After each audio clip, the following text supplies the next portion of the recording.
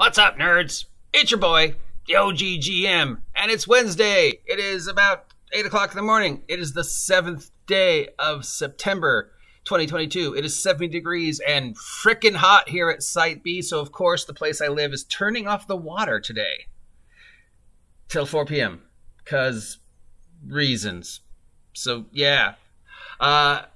Got to keep the cats and the OGGM cool. Speaking of cool, it's time to take a look at all the crowdfunding projects that are coming to an end this week, and any of them that I actually think are worth your time. And warning, I'm usually pretty harsh on these things, which I apologize if you are one of the people who want to support these or one of the people who created these projects. I want people to support small press publishing, but I also know that money is tight right now. And spending money on RPG stuff is tight right now, so I want to let you know if I feel something's worth your time or not. That said, don't listen to me. I'm an idiot. Make up your own mind. Make up your own mind. Look at these products, and if you like any of them, support them and let them know that I sent you. And while you're doing that, consider subscribing to the OGGM. Subscribe to the OGGM, help him hit 1,000 subs, and you'll see more of Steve the Kitten.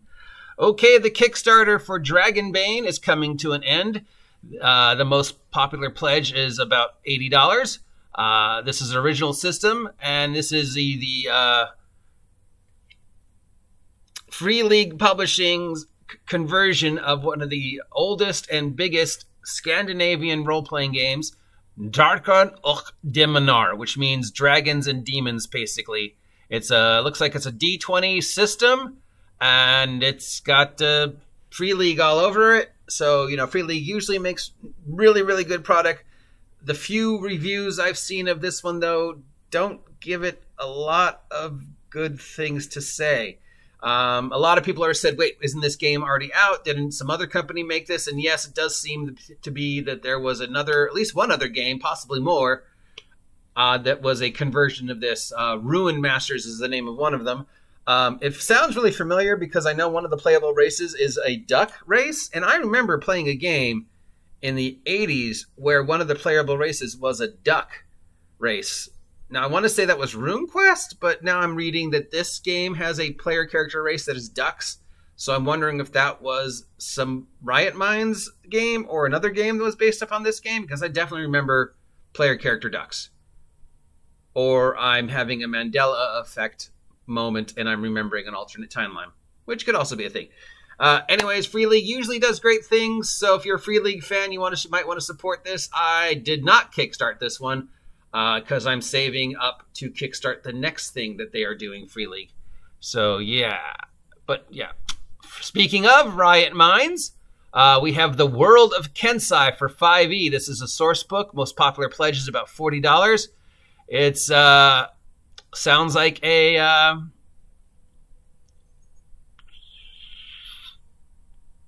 vaguely Asian role-playing game. Kensai, of course, being a word from some forms of Asian / martial arts mythology about the master of a sword or whatever. Anyways, yeah, so they're making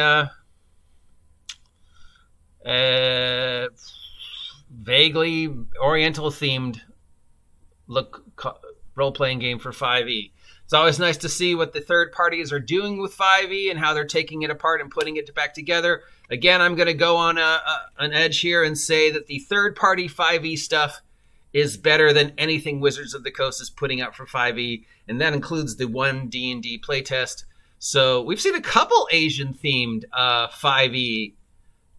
So I guess ninjas and Asian-themed RPGs are becoming a big thing again. I mean, you know, the ninja fad was huge in the 80s, and everybody had a ninja / martial arts based game out because everybody wanted to milk the ninja phenomenon that was, you know, early 80s. So I guess we're cycling back to a fascination with vaguely Asian mythology and samurais and ninjas, because this isn't the first of these we've seen. And as with all Asian-themed role-playing games, or anything that even vaguely sounds like it might somehow be connected to Asia and the single largest population of people on the planet, is going to get accused of racism. So, yeah, Riot Minds, just expect to be called racist. And speaking of Asian, oh my God, we have from Legendary Games for 5th edition and Pathfinder, Asian Monsters for D&D. This is a source book, $16 is the most popular pledge, and it contains mythological monsters from Cambodia, China, India, Japan, Korea, Laos, Malaysia, Thailand, Tibet, Vietnam, Indonesia, and Australia. One of those things do not belong. I'm going to give you a second to think about which one of those is not Asian. I'll read the list again. Cambodia, China, India, Japan, Korea, Laos, Malaysia, Thailand, Tibet, Vietnam, Indonesia, Australia. Yeah, anyway, so it's a monster manual of things vaguely based upon various Asian cultures' mythology, which is always nice to see. But, you know, it's using the word Asian, which means they're going to get accused of being racist. So, yeah, or cultural appropriation. Now, again, one of those does not belong. I'll give you a sec. Which one in that list is not Asian? From EN Publishing, we have the Dungeon Delver's Guide, a source book for D&D 5e. This is a 5th edition / level up advanced source book. It's $50 is the most popular pledge. And it is another product from EN Publishing for their Level Up 5e system. EN Publishing is pushing the frick out of their product. In fact, you know, almost every day I check at least one of the things in the D&D / RPG news is Level Up EN Publishing going, look, we made a thing. So they definitely have their finger on the pulse of mass marketing. But I haven't actually heard anything about the actual system.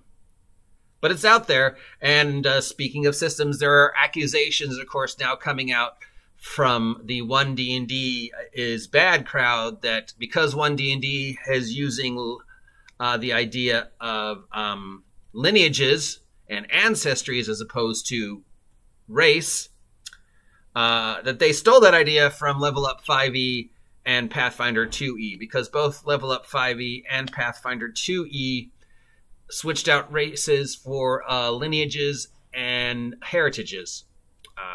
And a couple other games did it too. So really, it's idea that Wizards of the Coast first sort of seeded with Tasha's, and then a whole bunch of other companies jumped on it, which I knew they would, put out the product, and now Wizards of the Coast is sort of late to the table, and they're putting out their product, which hashtag is not backwards compatible with 5th edition, but that's okay. And so now the people who already put it out, the Pathfinder 2e people and the Level Up 5e people are going, no, you copied us, Wizards of the Coast. We did it first. So that'll be interesting. So yeah, if you're looking for a Dungeon Delver's Guide, you could pick this up. So it's a guide to dungeon building. There's a lot of these out there. If you can find a copy of Veins of the Earth, that's one on the top of my list. Other than that, there's lots of good dungeon building, dungeon guide, Underdark guide books out there.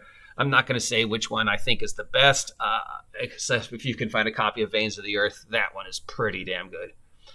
All right, from Ghostfire Gaming, we have Sebastian Crow's Guide to Drakenheim. From Dungeon Dudes and Ghostfire Gaming. Dungeon Dudes, you win this week's for best name. This is a Dungeons & Dragons 5th edition. It's $65, the most popular pledge. It's new stuff for D&D, and it comes with some figures if you back the highest version of the Kickstarter. One of the figures looks frickin' amazing. What the frick is that? Some kind of giant worm thing. Wow. Yeah, the rest, I don't know. They look okay. What do we know about this game? Just other than it takes place in the world of Drakenheim. It's by Dungeon Dudes. I don't know who Sebastian Crow is. Is that a real person or a character? It's got new 5e stuff. From Steve Jackson Games, we have Hexagram number 10, an old school RPG zine for Fantasy Trip. Hey, there's a Fantasy Trip RPG zine? I didn't know that, but this is issue 10. Where are issue number 1 through 9? Anyways, if you're a fan of the Fantasy Trip, GURPS, or Steve Jackson Games, the Hexagram Volume 10 is coming out. They're looking for you to kickstart it, and it's $40. $40 for a zine. I remember when you could get zines for like $2. Yeah. But still, it's always nice to see Steve Jackson doing something for Fantasy Trip. From Philip Reed Games, we have a selection of slimes for RPGs. This is an OSR sourcebook for $1.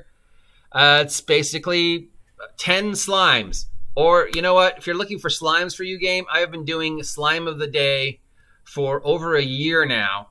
So if you're looking for some free slimes, and I've got a book I'm working, a thing I'm coming out with pretty soon that'll have a whole bunch of slimes in it. So, hey, thanks for copying my idea, Philip Reed. At least give me a shout out, because I had the Slime of the Day up over a year ago, so this guy copied me. But you know what? Who cares?